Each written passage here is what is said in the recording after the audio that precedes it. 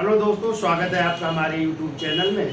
तो देखिए, प्राचीन इतिहास में चर्चा चल रही थी गुप्त वंश की, और गुप्त वंश में हमने कल के टॉपिक में चर्चा की थी कुमार गुप्त महेंद्रादित्य की।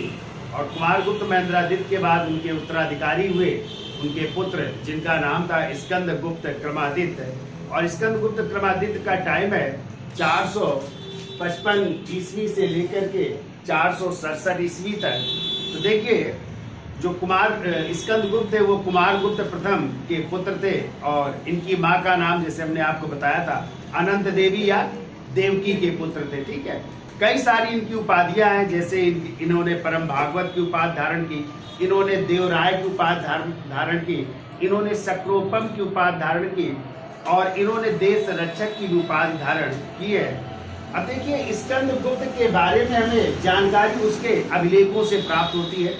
स्कंद गुप्त के बहुत सारे अभिलेख हैं, और हमने जैसे कल आपको पढ़ाया था, यदि आ जाए कि किस गुप्त शासक के सर्वाधिक अभिलेख है, कल हमने चर्चा की थी कुमार गुप्त महेंद्रादित्य की, उसके 18 अभिलेख मिले। ठीक है, और यदि आ जाए सर्वाधिक प्रकार के सिक्के भी किसने चलाए थे, तो कुमार गुप्त ने ही, शायद हमने बताया था 14 या 15 प्रकार के उसने सिक्के चलाए थे। ठीक है, और यदि आ जाए कि किस शासक का साम्राज्य या किस शासक ने सर्वाधिक समय तक शासन किया, तो भी आंसर होगा कुमार गुप्त महेंद्रादित्य, क्योंकि उसने 40 वर्षों तक शासन किया था। उसका टाइम क्या था, 415 से लेकर के 455 ईस्वी तक। ठीक है, तो उसका सर्वाधिक समय तक शासन भी है, लगभग 40 वर्ष तक उसने शासन किया। ठीक है, लेकिन जो स्कंद गुप्त है उसके भी अभिलेख बहुत सारे प्राप्त हुए हैं, और हमने कुमार गुप्त की चर्चा की थी कि उसके प्रस्तर अभिलेख यानी पत्थर से निर्मित अभिलेख भी मिले हैं, और हमने बताया था उसके ताम्रपत्र अभिलेख भी मिले हैं।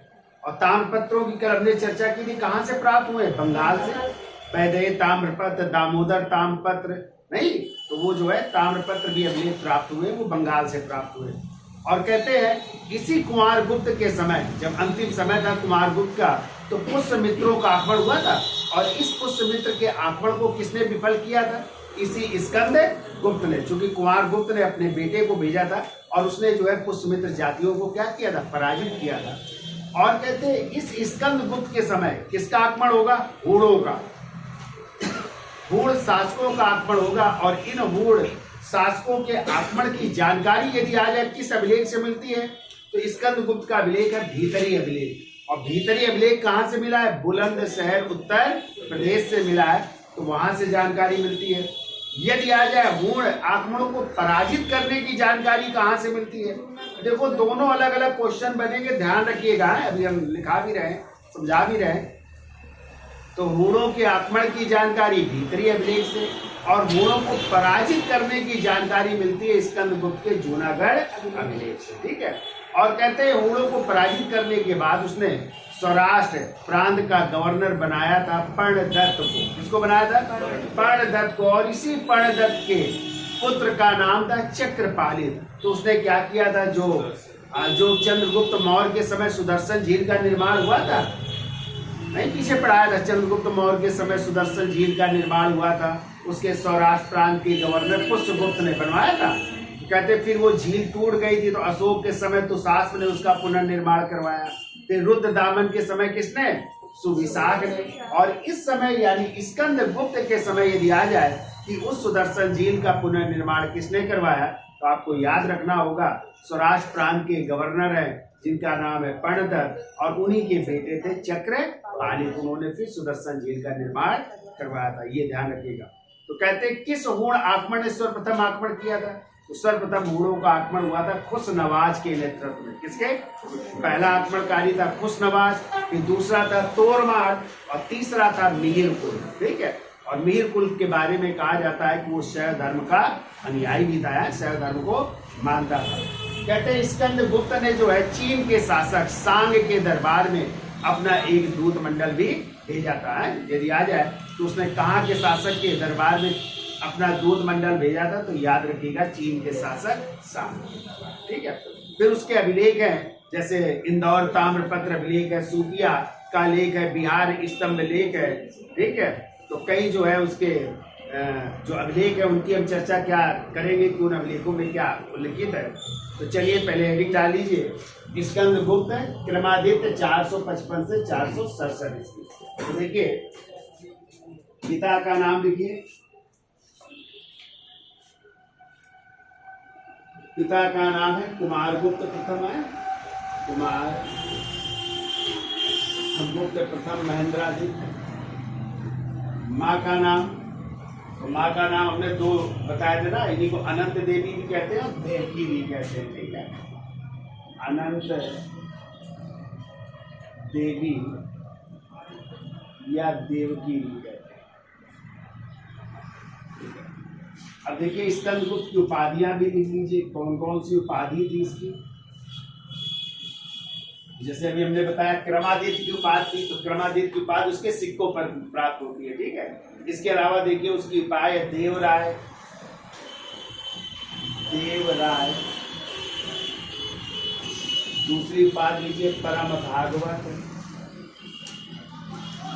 परम भागवत। तीसरी उपाधि लिखिए सक्रोपम, सक्रोपम। फिर चौथी लिख लो, इसे देश रक्षक भी कहते हैं। चौथी लिखिए देश रक्षक, यानी देश की रक्षा करने वाला, ठीक है। जो किसने किसको पराजित किया था, पूर्ण शासकों को पराजित किया था, तो देश का रक्षक करने वाला भी कहते हैं। सक्रोपम का मतलब होता है इंद्र के समान, यानी इंद्र के तुल्य, इंद्र तुल्य भी कहते हैं। अभी किसी अभिलेख में इसका नाम मिलता है, उसकी भी हम चर्चा करेंगे। फिर एक और उपाधि लिख लीजिए, इसे जो है गुप्त वंश का एकमात्र वीर भी कहा गया है। गुप्त वंश का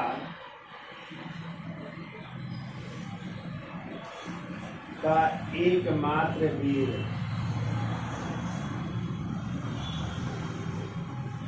गुप्त वंश का एकमात्र वीर भी कहा गया, ठीक है। अब देखिए इसके अभिलेखों की चर्चा कर लेते हैं जिनसे हमें जानकारी मिलती है। तो अभिलेख कौन कौन से, उनकी चर्चा कर ली जाए। और इन्हीं से जानकारी प्राप्त होती है कि आक्रमण हुए थे हुणों के। तो पहला अभिलेख लिखिए भीतरी अभिलेख, भीतरी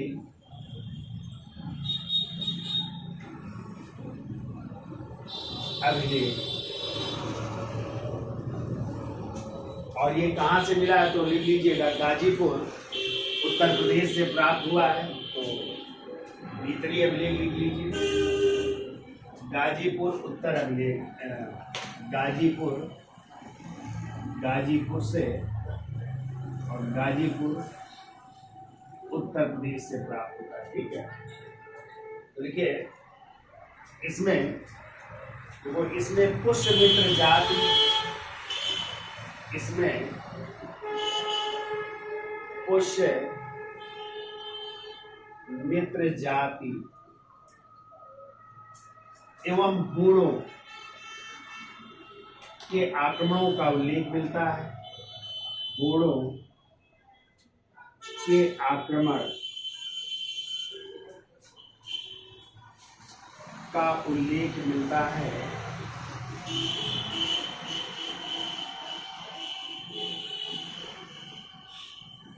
हुणों के आक्रमण की जानकारी यदि आ जाए किस अभिलेख से मिलती है, तो भीतरी अभिलेख से मिलती है, ठीक है। फिर दूसरा पॉइंट लिखिए, इसमें स्कंदगुप्त द्वारा,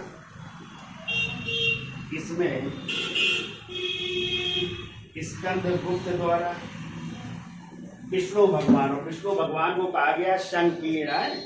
तो लिख लो संकीर्ण,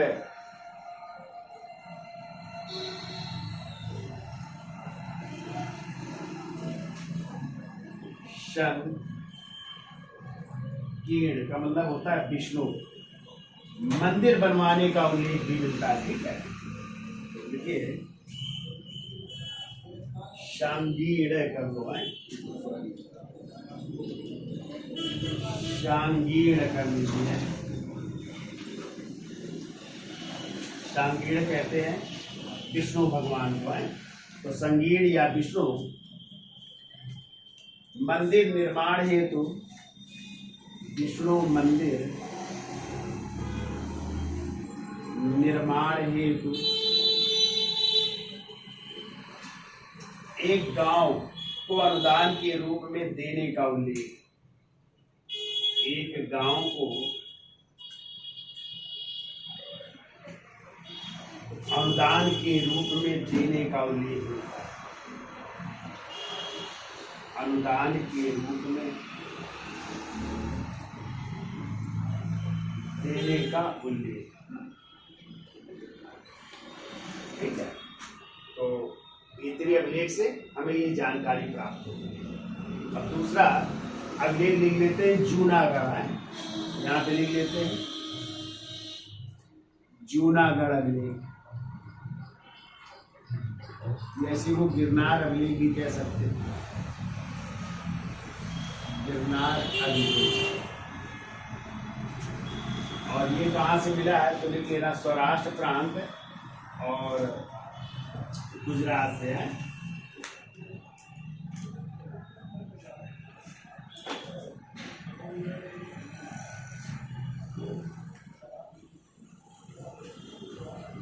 गुजरात से प्राप्त हुआ है।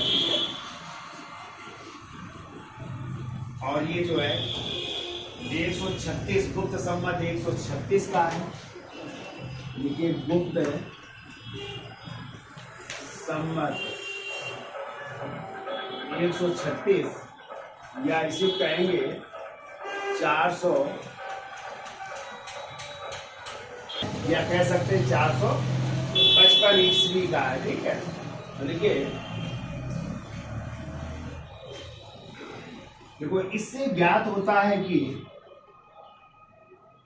इससे ज्ञात होता है कि स्कंदगुप्त ने पूर्ण शासकों को परास्त कर, कि स्कंदगुप्त ने पूर्ण शासकों को परास्त कर, पूर्ण शासकों को परास्त कर, पूर्ण शासकों को परास्त कर सौराष्ट्र प्रांत का गवर्नर, सौराष्ट्र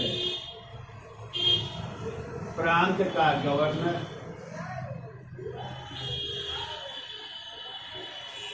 पर्णदत्त को बनाया। पर्णदत्त को बनाया, तो सौराष्ट्र प्रांत का गवर्नर बनाया जा रहा है पर्णदत्त को। पर्णदत्त को बनाया और इसी पर्णदत्त के पुत्र और इसी पर्णदत्त के पुत्र जिनका नाम था चक्रपालित, पर्णदत्त के पुत्र चक्रपालित ने किसके समय निर्मित थी? चंद्रगुप्त मौर्य के समय निर्मित है। चंद्रगुप्त मौर्य के समय निर्मित, चंद्रगुप्त मौर्य के समय निर्मित सुदर्शन झील का पुनर्निर्माण कराया था। सुदर्शन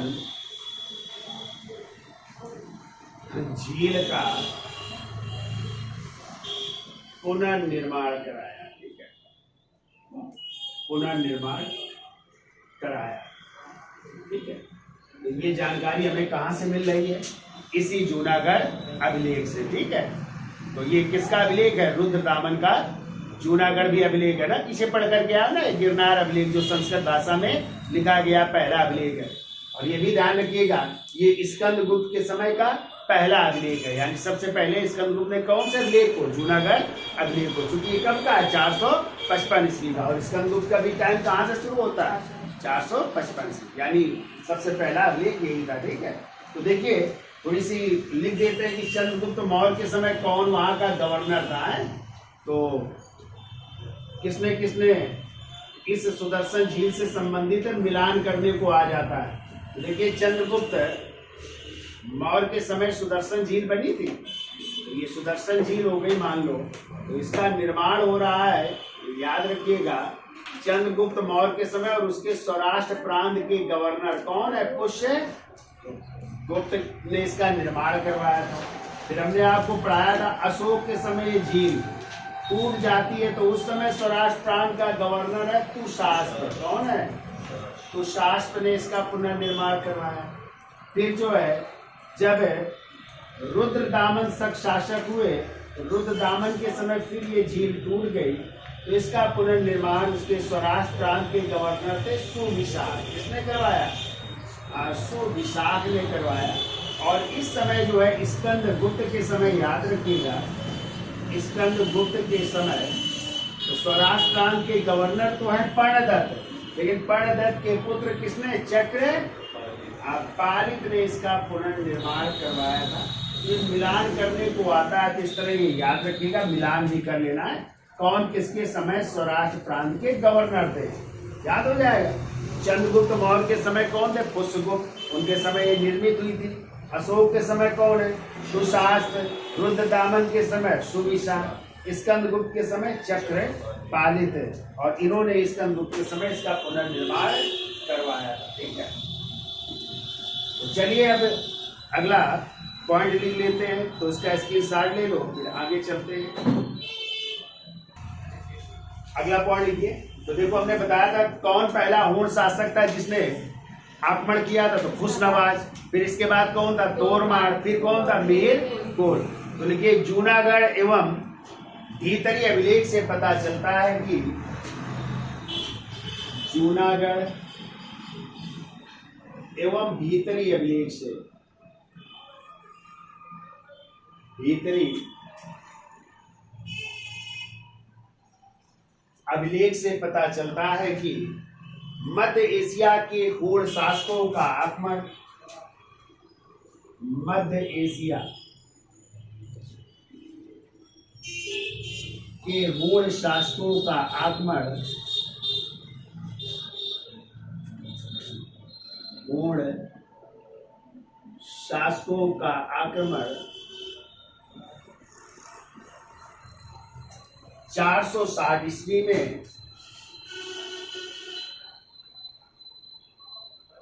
ईस्वी में खुशनवाज के नेतृत्व में हुआ था। खुशनवाज के नेतृत्व में हुआ।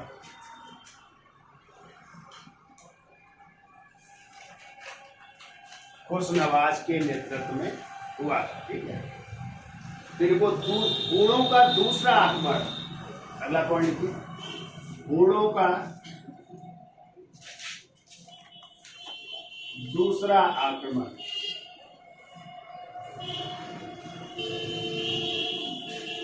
तोरमाड़ के नेतृत्व में, तोरमाड़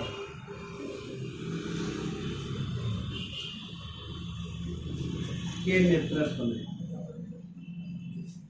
तोरमाड़ के नेतृत्व में हो रहा है। ठीक है, और कहते हैं इसने चंद्रभागा नदी के तट पर, इसने नेतृत्व में हुआ और इसने चंद्रभागा नदी के तट पर,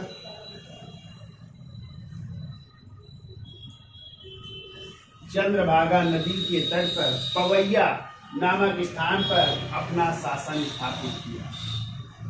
पवैया नामक स्थान पर, पवैया नामक स्थान पर, पवैया नामक स्थान पर अपना शासन स्थापित किया।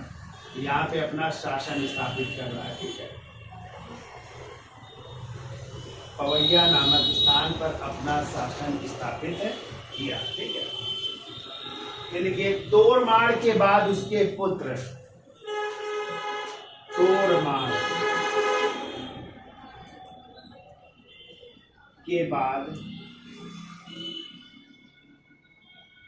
उसके पुत्र, और उसके पुत्र का नाम था मिहिर कुल। क्या नाम था? मिहिर कुल। और आगे चल करके मिहिर कुल को पराजित कौन करेंगे? नरसिंह बाला दत्त, लेकिन अपनी माँ के कहने पर छोड़ देंगे इसको। ठीक है, तो क्या लिखा? तोरमाड़ के बाद उसके पुत्र मिहिर कुल ने अपना राज्य स्थापित कर मिहिर कुल ने अपना राज्य स्थापित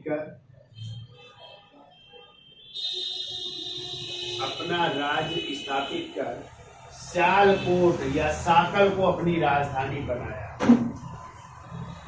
सियालकोट, इसी को शाकल भी कह सकते हैं। सियालकोट या साकल को अपनी राजधानी बनाया।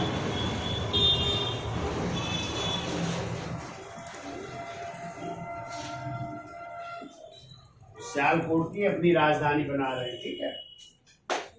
अगला पॉइंट लिखिए, मिहिर कुल के ग्वालियर अभिलेख से पता चलता है कि ये क्वेश्चन कई बार आया, याद रखिएगा। मिहिर कुल के ग्वालियर अभिलेख से पता चलता है कि ग्वालियर अभिलेख से पता चलता है कि वो शिव का भक्त था। किसका भक्त था? शिव का जो है भक्त था। ये ध्यान रखिएगा, ठीक है, कि वह शिव का भक्त था। शिव का भक्त था। कई बार क्वेश्चन आ चुका है कि मिहिर कुल किस धर्म का अनुयायी था, ठीक है। तो शिव का भक्त है तो किस धर्म का अनुयायी हो जाएगा? शैव धर्म का। और इसकी जानकारी हमें कहाँ से मिल रही है? उसके ग्वालियर अभिलेख से प्राप्त हो रही है कि वो शिव का भक्त था, यानी शैव धर्म का उपासक था। शैव धर्म को क्या करता था? मानता था, ठीक है।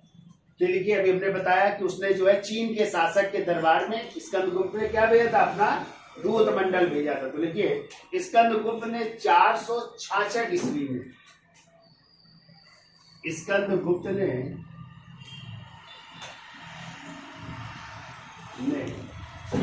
466 ईस्वी में चीन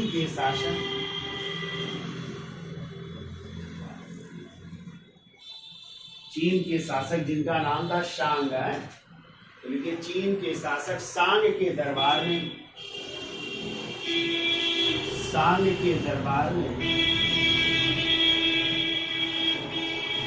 एक दूत मंडल भेजा। दरबार में एक दूत मंडल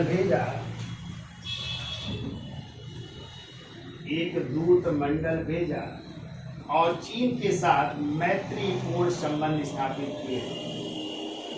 और चीन के साथ मैत्रीपूर्ण संबंध स्थापित कर रहा है। मैत्रीपूर्ण संबंध स्थापित चीन के साथ जो है उसने क्या किया? मैत्रीपूर्ण संबंध स्थापित।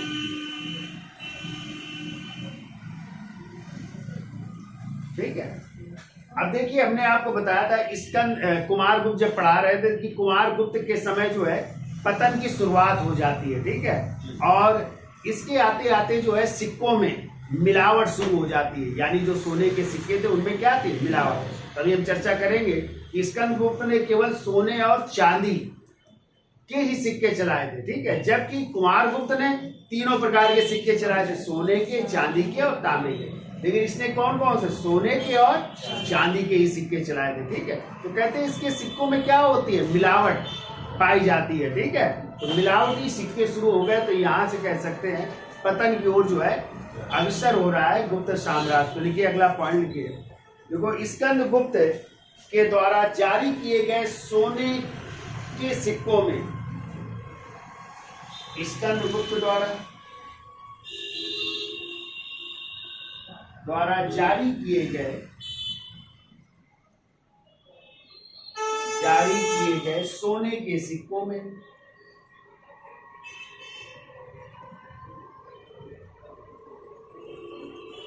सोने के सिक्कों को क्या कहते थे भाई?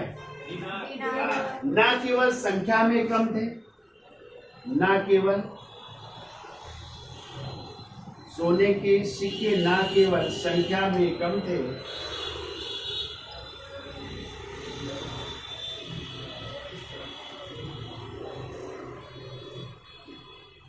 बल्कि उनमें सोने की शुद्धता की मात्रा में,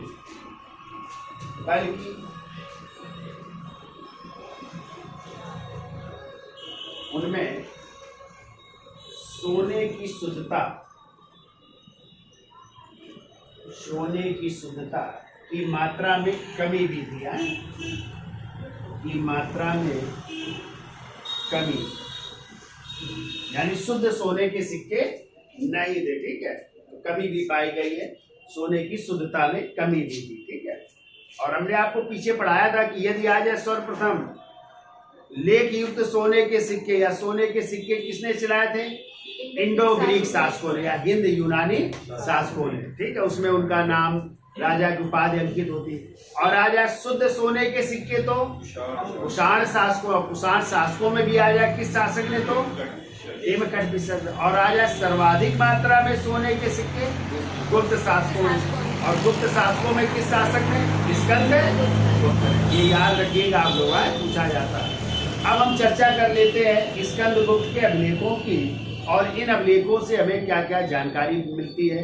फिर उसके सिक्कों की चर्चा कर लेंगे, सिक्के जो उसने सोने और चांदी के सिक्के चलवाए उनमें क्या क्या उल्लेख है, कौन कौन सी उपाधियां अंकित है, उनकी भी चर्चा कर लेते हैं।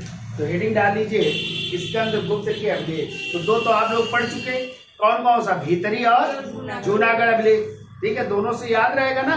तो भीतरी अभिलेख से हमें किसकी जानकारी? हूण आक्रमणों की जानकारी मिलती है। और आ जाए कि हूणों को पराजित करने की जानकारी जूनागढ़ अभिलेख। दोनों से क्वेश्चन बन जाएंगे, ठीक है। और दोनों से आए हुए क्वेश्चन है, इसलिए याद रखिएगा। आक्रमण की जानकारी भीतरी अभिलेख से, और उनको पराजित करने की जानकारी वो जूनागढ़ अभिलेख से प्राप्त, याद रहेगा। चलिए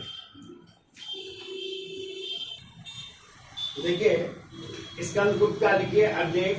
पहला लिखिए इंदौर ताम्रपत्र अभिलेख, जो कहाँ से मिला है? बुलंदशहर उत्तर प्रदेश। इंदौर वहां का मत समझिएगा, मध्य प्रदेश का। ये कहाँ का है? बुलंदशहर उत्तर प्रदेश का। और गुप्त संवत ये 146 का है। तो लिखिए गुप्त संवत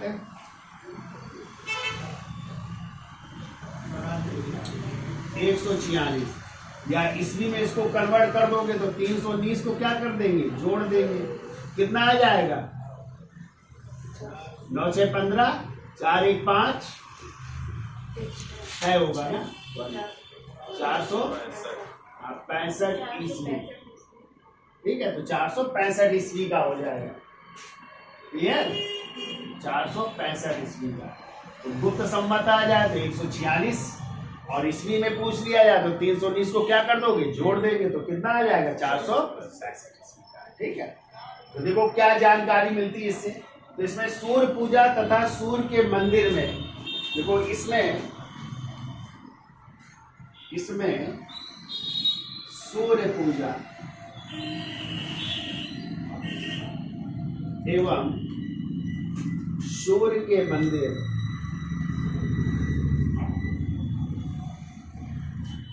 सूर्य पूजा एवं सूर्य के मंदिर में दीपक जलाने हेतु, सूर्य के मंदिर में दीपक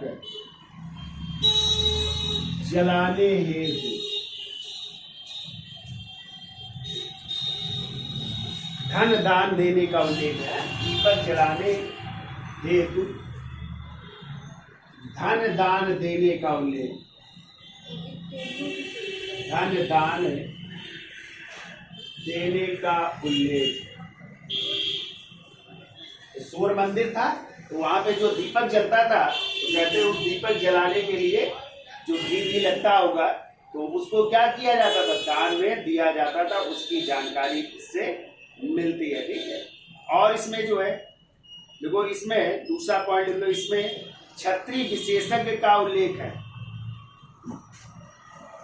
इसमें क्षत्रिय विशेषज्ञ का उल्लेख, क्षत्रिय विशेषज्ञ का उल्लेख भी मिलता है, ठीक है। तीसरा और क्या मिलता है इससे जानकारी? तो तीसरा लिख लो, सामवेद की 2 शाखाओं, सामवेद की, पढ़ा है ना सामवेद? सामवेद की 2 शाखाओं, एक तो हो गई छांदोग्योपनिषद या छांदोग्यो, ठीक है, छांदोग्यो एवं राणायणी का उल्लेख। दूसरा लिख लो, राणायणी का उल्लेख है। तो ये सामवेद की 2 शाखाओं का भी उल्लेख मिलता है, ठीक है, राणायणी का उल्लेख। फिर कहते हैं तीसरा पॉइंट लिखिए, तो कहते हैं वैसे जो है दान जो है देते थे लोग, क्षत्रिय ज्यादातर लोग, लेकिन यहाँ पे जो है एक ब्राह्मण द्वारा दान देने का उल्लेख है, जबकि ब्राह्मण क्या करते हैं, दान लेते हैं, देते नहीं है, लेकिन यहाँ पे एक ब्राह्मण द्वारा दान देने का उल्लेख है। तो क्या नाम है उन ब्राह्मण का, तो देखिए तीसरा इसी में पॉइंट लिख लो, लिखिए इस लेख में दान देने वाला सामवेदी ब्राह्मण है। इस लेख में दान देने वाला, दान देने वाला सामवेदी ब्राह्मण है। सामवेदी ब्राह्मण है, ठीक है, सामवेदी ब्राह्मण है, जबकि ब्राह्मण प्रायः दान नहीं देते हैं, जबकि ब्राह्मण दान नहीं देते हैं, सिर्फ लेते हैं, दान नहीं देते हैं। अब देखो क्या नाम है उसका, तो देखिए दान देने वाले ब्राह्मण का नाम, दान देने वाले ब्राह्मण का नाम, दान देने वाले ब्राह्मण का नाम देव विष्णु था। देव विष्णु, देव विष्णु था, जबकि दान पाने वाले या दान लेने वाले वो तैलियों की श्रेणी थी, ठीक है, किसकी थी, तेल बनाने वाले तैलियों की श्रेणी थी। और तैलियों की श्रेणी की जानकारी अभी हम पढ़ाएंगे कि कहाँ से आटा पीसने की जानकारी मिलती है, कहाँ से रेशम बुनकर की श्रेणी पाई जाती थी, कहाँ से तेलियों की श्रेणी तो इंदौर में पाई जाती थी, ठीक है, तेलियों की श्रेणी। तो क्या लिखा, देव विष्णु था, जबकि पाने वाले, जबकि दान पाने वाले, जबकि दान पाने वाले तैलियों की श्रेणी के प्रमुख, तैलियों की श्रेणी के प्रमुख, तैलियों की श्रेणी के प्रमुख है, उनका नाम था जीवंत थे, तो प्रमुख है जिनका नाम था जीवंत थे, तैलियों की श्रेणी के प्रमुख जीवंत थे। तो ये जानकारी प्राप्त होती है इंदौर ताम्रपत्र अभिलेख से, यानी किस मंदिर के लिए, सूर्य मंदिर के लिए, क्या जलाने की, दीपक जलाने के लिए धन दान देने के उल्लेख, ठीक है। और इसमें क्षत्रिय विशेषक का उल्लेख है, और सामवेद की कितनी 2 शाखाएं, कौन कौन सी, छांदोग्य और राणायणी शाखा का उल्लेख है।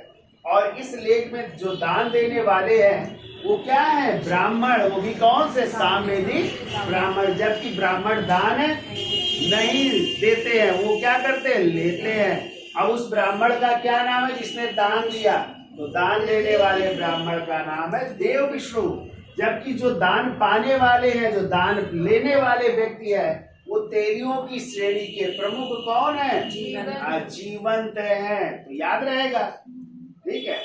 चलिए अब हेडिंग डाल दीजिए, अगला कहोम स्तंभ लेख, दूसरा लिखिए कहोम,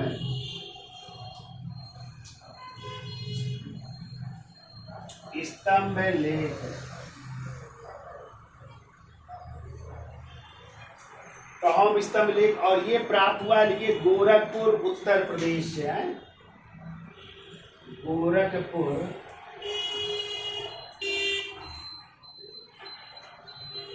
उत्तर प्रदेश से प्राप्त हुआ। और कहते हैं कहोम का प्राचीन नाम लिख लो, कुकुम्ब था, है, कुकब है, प्राचीन नाम लिखो, कुकब है, प्राचीन नाम कुकधर, ये नाम था। और इसकी खोज किसने की है? तो यहाँ पे खोज भी लिख लो, अंग्रेज का नाम लिख लो, बुचनन है, पूरा नाम लिख लो। इनकी खोजकर्ता का नाम है डॉक्टर फ्रांसिस बचनन है, डॉक्टर फ्रांसिस बचनन, इन्होंने इसको खोजा है, ठीक है। हुकुम में कहते हैं ये प्रशासनिक इकाई, ये प्रशासनिक इकाई का उल्लेख मिलता है यहाँ पे, याद रखिएगा, प्रशासनिक इकाई का भी उल्लेख है। अब देखो क्या क्या जानकारी मिलती है। तो देखो भद्र नामक एक व्यक्ति द्वारा, देखिए इसमें कहते हैं भद्र नामक व्यक्ति थे, उन्होंने 5 जैन तीर्थंकरों की क्या बनवाई थी? मूर्तियां बनवाई थी, और उनके नाम भी उत्कीर्ण है यहाँ पे, ठीक है। तो देखो भद्र नामक व्यक्ति द्वारा, भद्र नामक व्यक्ति द्वारा, भद्र नामक व्यक्ति द्वारा 5 जैन तीर्थंकरों, 5 जैन तीर्थंकरों, क्रमशः नंबर 1 लिखिए, 5 के नाम लिखिए। नंबर 1 लिखिए, आप लोगों ने नाम सुना है पहले, कौन थे? आदिनाथ थे ना, या इन्हीं को ऋषभ दत्त कहते हैं, या ऋषभ देव सॉरी कहते हैं। आदिनाथ की दूसरे एक और तीर्थंकर है शांतिनाथ, शांतिनाथ। तीसरे नेमिनाथ, नेमिनाथ। फिर जो है चौथे लिख लो पार्श्वनाथ, जो आपके 23वें तीर्थंकर थे, पार्श्वनाथ। और 5वें लिख लो महावीर स्वामी आए, महावीर स्वामी, महावीर स्वामी, ठीक है। की प्रतिमाओं का उल्लेख करवाया, तो इनकी प्रतिमाएं बनवाई है, ठीक है। तो प्रतिमाओं का उल्लेख, उल्लेख, और इनको इनके नाम भी है इसमें अंकित है, ठीक है। अब देखिए इसी स्तंभ लेख में उपाधि भी स्कंदगुप्त की प्राप्त होती है। तो कौन सी उपाधि मिल रही यहाँ पे? तो पहला तो लिखिए उपाधि इनकी मिल रही शक्रादित्य, तो एक उपाधि शक्रादित्य, लेकिन दूसरा लिख लो शक्रोपम उपाधि, ये ज्यादा इंपॉर्टेंट है। शक्रोपम का मतलब होता है इंद्र तुल्य, जिसे हमने पढ़ाया ना उपाधियां जब लिखाई थी। तो शक्रोपम यानी इंद्र के समान इनको बताया गया, इंद्र तुल्य बताया गया, ठीक है। और एक लिख लो शक्रादित्य। वैसे तो शक्रादित्य आप लोग याद रखिएगा किसकी थी? कुमार गुप्त की। और शक्रादित्य उनको किसने कहा है? वैन शान ने। लेकिन कभी ना हो कुमार गुप्त तो फिर किसको मारेंगे? स्कंद गुप्त को। और इनकी उपाधि कहाँ से मिले? कौम स्तंभ लेख से। यदि आ जाए किस अभिलेख से स्कंद गुप्त उपाधि शक्रादित्य मिलती है। तो ये और भुवन साहब ने किसको कहा शक्रादित्य? तो कुमार गुप्त को कहा, ठीक है। और एक उपाधि कौन सी? शक्रोपम भी मिल रही है। इसका मतलब है इंद्र के समान या इंद्र तुल्य कहा गया, ठीक है। अब तीसरा इनका लेख लिखिए सुपिया का लेख, जो रीवा मध्य प्रदेश से मिला। उसका स्क्रीनशॉट दे दो, इसको बिगाड़ दे। तो देखिए अगला अगले लिखिए स्कंदगुप्त का सुपिया का लेख, जो कहाँ से मिला है? रीवा मध्य प्रदेश। जो गुप्त संवत कब का है? 141 का। तो 141 में क्या कर देंगे? 319 को जोड़ देंगे तो क्या आ जाएगी? 460 ईस्वी का, ठीक है। तो इसमें जो है कहते हैं गुप्तों की जो वंशावली है, तो इसमें गुप्त वंश को घटोत्कच वंश कहा गया। क्या कहा गया? चूंकि घटोत्कच वंश इसमें कहा गया, चूंकि श्री गुप्त के बाद फिर अगले उनके बेटे बने थे ना घटोत्कच, तो इसलिए घटोत्कच वंश भी कहा गया। और दूसरा इसमें जो है कहते हैं कि जो कुमार गुप्त है उनको जो है राम के समान धर्मपरायण और युधिष्ठिर के समान जो है उनको सत्यवादी कहा गया है, ठीक है। ये राम के समान क्या थे? धर्मपरायण थे, और युधिष्ठिर के समान सत्यवादी। ये दो जानकारियां मिलती। तो लिखिए पहले, देखिए इसमें गुप्तों की वंशावली घटोत्कच के समय से मिलती है। गुप्तों की वंशावली,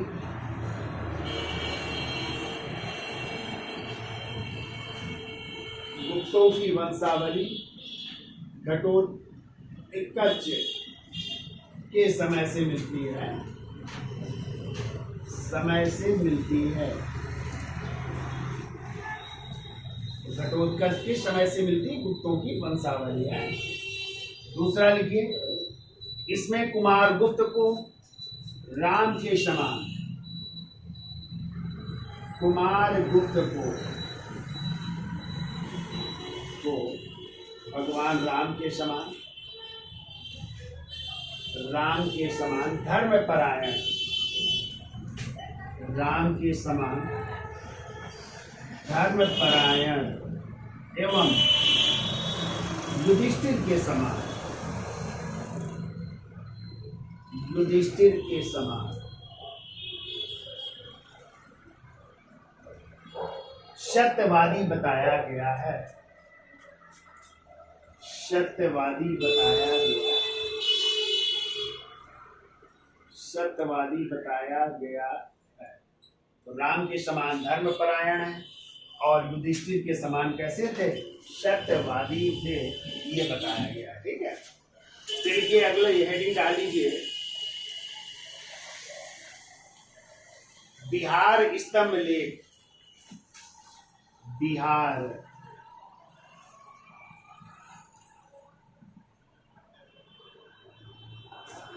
स्तंभ लेख। ठीक है, तो ये बिहार से ही मिला है और इसमें जो है सौलकिक नामक अधिकारी का उल्लेख है। तो एक पॉइंट लिख लो, इसमें सौलकिक नामक अधिकारी का उल्लेख, सौलकिक नामक अधिकारी का उल्लेख है, अधिकारी का उल्लेख है। तो ये भी याद रखिएगा, पूछा गया। ठीक है, फिर के गढ़वा अभिलेख जो प्रयागराज से प्राप्त हुआ है, तो हेडिंग डाल लीजिए, गढ़वा अभिलेख।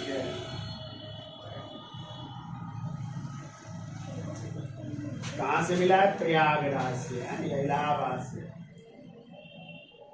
प्रयागराज से प्राप्त हुआ और ये है गुप्त संवत 148 का, गुप्त संवत 148। तो 148 में 319 जोड़ दोगे तो 9 8 17 4 1 5 1 6 467 467 ईस्वी, यानी अंतिम समय का कह सकते हैं। ठीक है, तब का, क्योंकि स्कंदगुप्त का टाइम क्या है? 455 से 467। तो पहला पॉइंट तो ये लिखिए, देखिए यह स्कंदगुप्त का अंतिम अभिलेख है, यह स्कंदगुप्त का अंतिम अभिलेख है।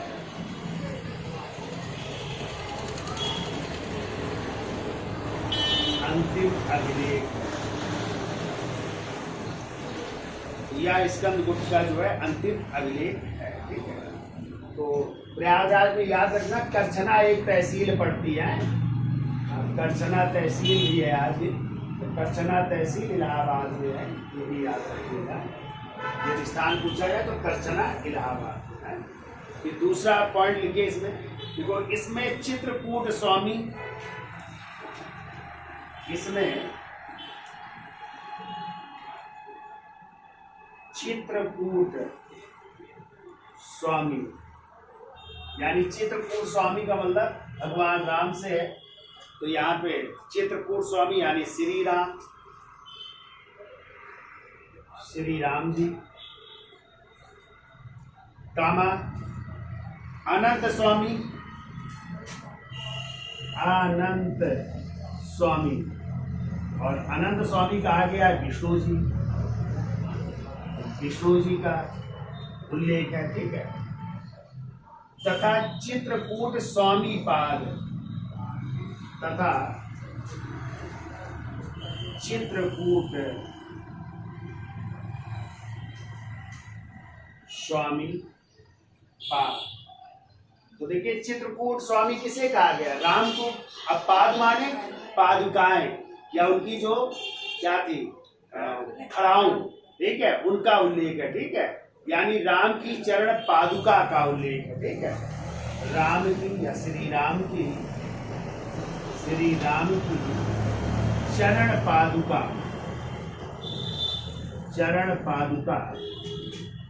का उल्लेख है। चरण पादुका का उल्लेख है।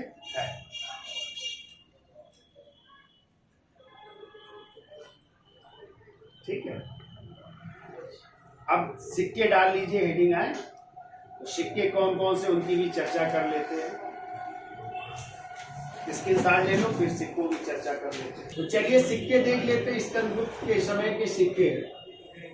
तो सिक्के में देखिए स्कंदगुप्त ने, याद रखिएगा, केवल स्वर्ण और दूसरा लिख लो रजत की मुद्राएं जारी की थी।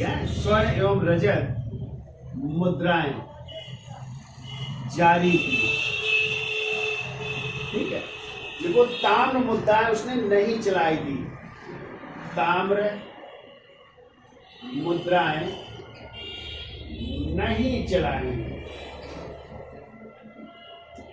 सिर्फ उसने जो है सोने के सिक्के चलाए और चांदी के सिक्के चलाए, तांबे के उसने सिक्के नहीं चलाए थे, ठीक है, याद रखिएगा। फिर वो स्कंदगुप्त ने धनुर्धारी प्रकार के स्वर्ण सिक्कों, स्कंदगुप्त ने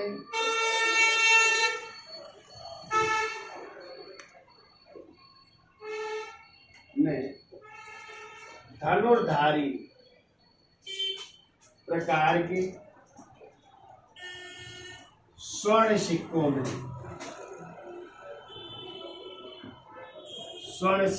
में, ठीक है, कहते हैं लक्ष्मी देवी की आकृति बनी है। स्वर्ण सिक्कों में पृष्ठ भाग में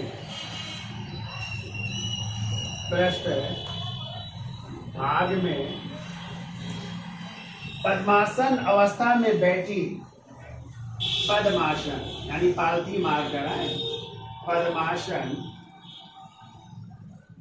अवस्था में बैठी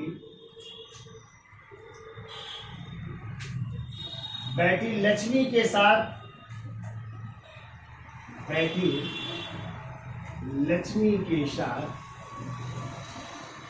स्कंदगुप्त उत्कीर्ण है,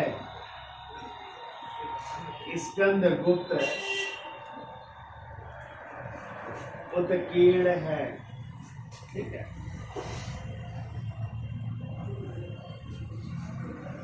फिर को चांदी के सिक्के, चांदी के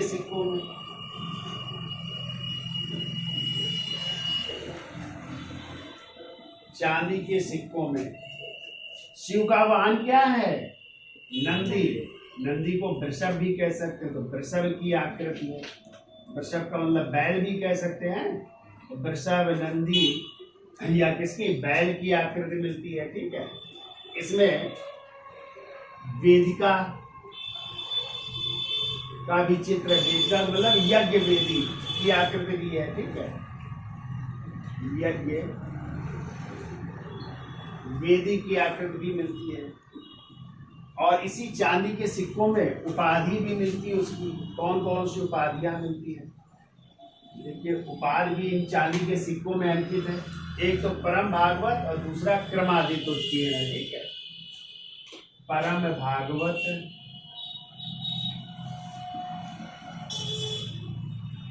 और दूसरा लिखिए क्रमादित्य। हमने हेडिंग करवाई थी ना, स्कंदगुप्त क्रमादित्य, तो ये भी उसके चांदी के सिक्कों में उत्कीर्ण मिलती है, ठीक है। हमने बताया तांबे के सिक्के चलाए नहीं उसने, सोने के सिक्के और चांदी के सिक्के चलाए। एक और पॉइंट देखो, बौद्ध ग्रंथ आर्य श्री मंजुकल्प में, बौद्ध ग्रंथ आर्य श्री मंजुकल्प में, आर्य श्री मंजुकल्प में स्कंदगुप्त को,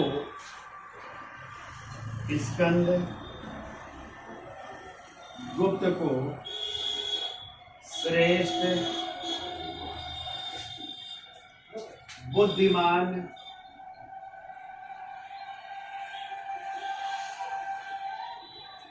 तथा धर्म वत्सल शासक कहा गया है, तथा धर्म वत्सल्य शासक कहा गया है, शासक कहा गया है, यानी धर्म वत्सल शासक का, ठीक है, बुद्धिमानता, श्रेष्ठता और धर्म वत्सल्य, वत्सल्य कुछ भी नहीं, शासक कहा गया है। याद हो जाएगा इतना है। तो सिक्के कैसे थे? स्वर्ण और रजत की मुद्राएं थी, ताम्र मुद्राएं नहीं चलाई। उसमें धनुर्धारी प्रकार के सिक्के जिसमें पद्मासन अवस्था में कौन? लक्ष्मी बैठी हुई है, साथ में स्कंदगुप्त उत्कीर्ण है। चांदी के सिक्कों में किसकी आकृति है? नंदी या वृषभ की, और दूसरा वेदिका या यज्ञ वेदी। और इन्हीं चांदी के सिक्कों में उसकी उपाधि है परम भागवत और क्रमाद्वितीय, जबकि ये बौद्ध ग्रंथ है आर्य श्री मंजुकल्प। इसमें स्कंदगुप्त को श्रेष्ठ, बुद्धिमान और धर्म वत्सल शासक कहा गया है, ठीक है। अब हेडिंग डाल लीजिए परवर्ती गुप्त शासक, यानी स्कंदगुप्त के बाद कौन शासक हुए, तो एक दिन में इनकी चर्चा कर लेंगे, एक दिन में हो जाएंगे। फिर गुप्त वंश का प्रशासन आएगा, प्रशासन के बाद जो है उस समय जो है साइंस टेक्नोलॉजी, विज्ञान प्रौद्योगिकी की चर्चा की जाएगी। फिर साहित्य की चर्चा होगी। साहित्य के अलावा जो है आप मंदिर निर्माण कला भी देखेंगे, क्योंकि सर्वाधिक मंदिर निर्माण की जो शैलियाँ हैं वो जो है कब हुई? इसी समय जो है, चूंकि शिखर का पहला उदाहरण हमें गुप्त मंदिरों से ही प्राप्त होगा। तो आप लोग पढ़ेंगे देवगढ़ झांसी का दशावतार मंदिर, जैसे आप लोग पढ़ोगे कानपुर के निकट है ना ये भीतर गांव का कैसा मंदिर है? ईंटों से निर्मित मंदिर ना। सिरपुर का लक्ष्मण मंदिर, हुमरा का जो है नशना कुठार का मंदिर, शिव पार्वती मंदिर, उमरा का मंदिर। तो बहुत सारे मंदिर हैं जिनकी चर्चा करेंगे। साहित्यकारों की चर्चा होगी, ठीक है, वैज्ञानिकों की, नक्षत्र वैज्ञानिकों की भी चर्चा करेंगे। आर्यभट्ट हो गए, वराहमिहिर हो गए, ब्रह्मगुप्त हो गए, इन सब की भी चर्चा की जाएगी, ठीक है। तो वीडियो अच्छा लगा हो तो लाइक, शेयर और सब्सक्राइब करें। धन्यवाद।